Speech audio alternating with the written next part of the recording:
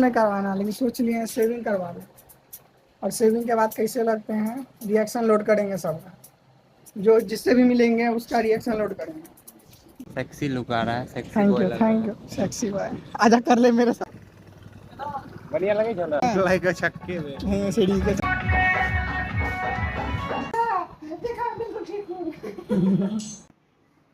Hello, क्या कर रहा है sir? Nice thank you congrats.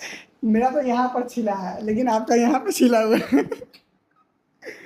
आप मुझ छिपा लिया, अच्छा नहीं लग रहा है। कहाँ नहीं अच्छा लग रहा है?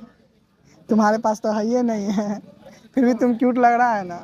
बहुत बढ़िया, बहुत अति उत्तम। थैंक यू इतना बड़ाई करियो कम है। अब बताओ। काफी हैंडसम लग रहे हो आप। थैंक यू मजाक से हट के। नहीं एकदम रियल है। तो आप भी करवा लो। शेविंग करवाने के बाद ऐसा लुक आएगा, पता नहीं कैसा लग रहा है।